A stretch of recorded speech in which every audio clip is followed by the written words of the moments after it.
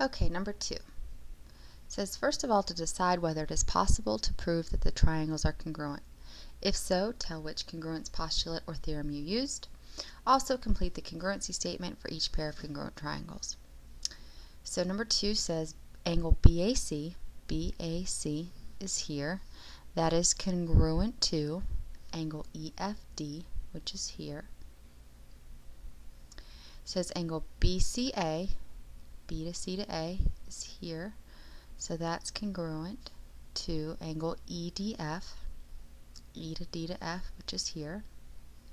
And then at this point, we can mark our third angles as congruent, because if you subtract the two angles that were given from 180, then what's left will have to be the same in each triangle.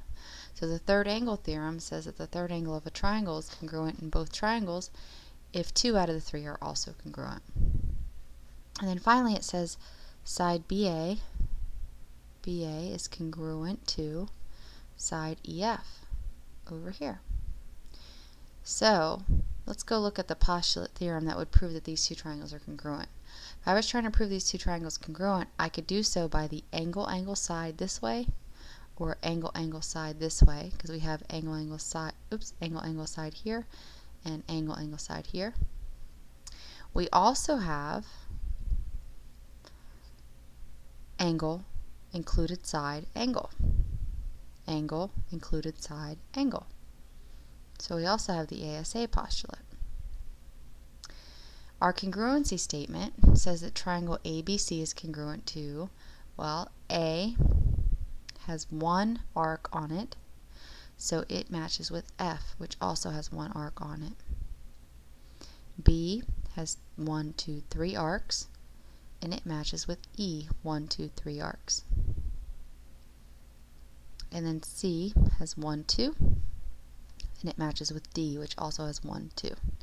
So make sure the order of your letters is exactly as I have them. Number 3, the first thing we can mark here is that shared side, because FH has to be congruent to FH because they're completely shared by both triangles. Then it says that angle EFH, E to F to H, is here. That is congruent to GHF, G to H to F, which is here. Then it says EHF, E to H to F is here, is congruent to GFH, G to F to H is here. That's all the information they provide us with. So first, in order to have congruent triangles, we have to see if we have one of our postulates or theorems. And we do. We have angle side angle and angle side angle. But as soon as we marked in each triangle these two angles congruent, we also would mark the third angle congruent in both triangles. Because if 2 out of the 3 angles are congruent in each triangle, the third angle must also be congruent by the angle postulate. So we have E, which has 1, 2, 3, matches up with G, which has 1, 2, 3 arcs. F has 1 arc, matches up with H, which also has 1 arc. And then H has 1, 2 arcs, which matches up with F. That is 2 arcs. And we also have angle side in both triangles because of our third angle theorem. Okay, number 5 says find the value of x. Well, first thing we notice is that it says triangle ABC is congruent to DEF. So angle A is congruent to D. So this angle A is congruent to D. So this angle A is 58 degrees. B, because it's the second letter in our congruency statement, is congruent to E. So B here is 45, congruent to E here, which is 45. And then finally it says C here is congruent to F, which is given to us. So we have to figure out what angle C is to figure out what 3x plus 2 is. Because we know that 3x plus 2 equals the measure of angle C, but we don't know the measure of angle C yet. But we do know that a triangle has 180 degrees, and 58 is gone from that 180, so we can take away 58, and we can take away 45 because that's already used up. So we're left with 77 degrees here at angle C. So the measure of angle C is 77 degrees. So that 3x plus 2 degrees must be equal to 77 degrees. My first step is to subtract 2 from both sides. So I have 3x equals 75. Divide both sides by 3. So I have x equals 25. Okay, number 8, we're going to write an inequality showing the relationship between the measures of the given angle. Well, remember, the angles opposite their sides have a relationship, and when you have a side included angle and a side given in each triangle, you're allowed to make comparisons. So we look at side AB. Well, AB is across from 33 degrees, and CD is across from 34 degrees. So basically you're asking yourself, how do I compare 33 to 34? Well, 33 is less than 34 degrees. Number 10, it's the same concept as long as you have a side and included angle and a side that you're using to compare. So we look at the opposite angles in this case compared to their opposite sides to make comparisons of the angles that were given. Here we have the measure of angle YUS. Y to U to S is here, YUS, and its opposite side is 7.7. Then we look at YUH. Well, YUH is here, and its opposite side is 5.8. So we compare 7.7 to 5.8, and we know that 7.7 is greater than 5.8, so the measure of angle YUS must be greater than YUH. Number 13, it says name the longest side, or write CBD if the longest side cannot be determined based on the figure given. Remember, we have 3 scenarios. We take from the biggest angle to the biggest side, we draw arrows. If you have an in-in scenario, the largest side is where both of the arrows point. If you have an in-out scenario, think of it like a road map. The arrows tell you where to go. Well, where you end up is the largest side. And then you have an out-out scenario where the arrows don't follow any sort of pattern, so you can't determine the largest side. Well, the first thing we're going to have to do here is find the missing angle. Well, we do notice that angle ACB, the 38 degrees, and angle BCD form a linear pair. So we subtract from 180 degrees that 38 degrees, and we're left with 142 degrees. So this angle is 142 degrees. We also look for this missing angle here, and we would do that by subtracting the 27 and the 142 from 180, and we get 11. And then on this triangle, we could subtract the 98 and the 38 from 180. We would get 44 degrees. So now that we found the measure of each missing angle, we draw, to determine the longest side, we draw from the largest angle an arrow to the largest side. So 142 is the largest angle in this triangle, pointing to side BD. Largest angle in ABC is 98 degrees.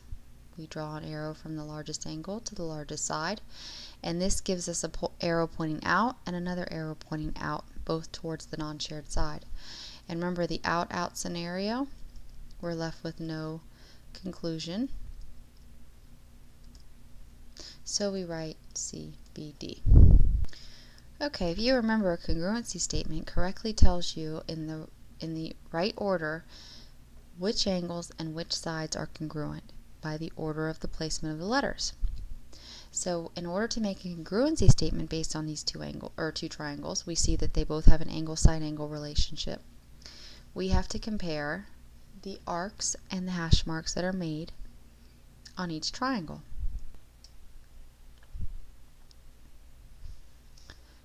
So the first thing we can mark on this picture is that shared side, BC. And if you notice, we now have 2 angles in this triangle congruent to 2 angles in this triangle. So we can also mark the third angle, angle BCD, congruent to the third angle, angle ABC. So we definitely have 2 congruent triangles by angle, side angle, angle, angle, side, side, angle, side. So in order to make our congruency statement, we need to make sure the corresponding angles and sides are matching in the correct order. So it starts off with A, B, C in this triangle, congruent to, well, we don't know, we got to compare the angle measures. A has 1 arc, so it's going to be in the same position as D. B has 1, 2, 3 arcs, so it's going to be in the same position as C in this triangle. And C in ABC has 2 arcs, so it's going to be the same as CBD, or B here in the second triangle. So we may not have that exact order given to us in these set of statements. Just make sure that wherever A is also where D is, wherever B is also where C is, wherever C is also where B is. So I'm first going to start by making sure that A and D are in the same location somewhere on these congruency statements. A is first, so D should be first, and it's not here. A is first, D should be first, it's not. A is first, D should be first, that's good. And A is first, D should be first, that's good. Now B should be in the same position as C. B should be in the same position as C, and it is. B should be in the same position as C, and it's not. So our correct answer is C. Okay, number 20, we want to know which triangle below is not congruent to the other 3. The first thing I'm going to do is look to see what the third angle is in each of these missing angles in each of these triangles. So here I have 37 and 57 degrees. If I subtract those from 180, I get 86 degrees here. This triangle also has 37 and 57, so I'm going to make this 86. And I'm going to go ahead and subtract 86 and 57 from 180, and I get 37. This one also has 86 and 57, so this is also going to be 37. And now I'm given a side in each one of these triangles. So I'm basically going to be looking for an angle-side-angle comparison. If I can find where the angle, the side, and the angle aren't the same in both triangles, then that's the one that isn't congruent to the other 3. Well, here I have 37, 6, and 57. So the 6 is in between the 37 and the 57. Here the 6 is in between the 37 and the 57. So these two are good. Here the 6 is not in between the 37 and the 57. So this one is probably the one that's not congruent to the other 3. We'll just check our last answer. The 6 is in between the 37 and the 57. So this is the only one that does not have the same angle-side-angle relationship. So C is not congruent to the other 3. Okay, number 26. I always start with where I know a 0 value exists. And I know that at point D, I don't go over any on my x-axis. So this value here must be 0. Also, this is a typo, obviously. This is the x-axis, not the c-axis. And let's look at F. Well, we see that from this point to here is a total length of 3a. So from this point to here must also be a total length of 3a. And we know that a 3a length can only be obtained if we go to the left 3a, which is a negative 3a on our x-axis. They already give us the y value. The y value, we said we go up 2b to get to E. We also go up 2b to get to F.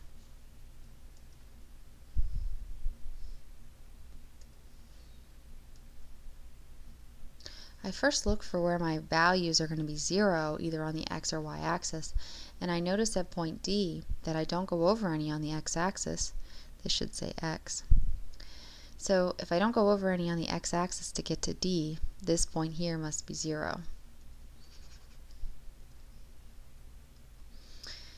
E is already given as going over 3a, so if these two segments are congruent, I must go over 3a, but in the negative direction.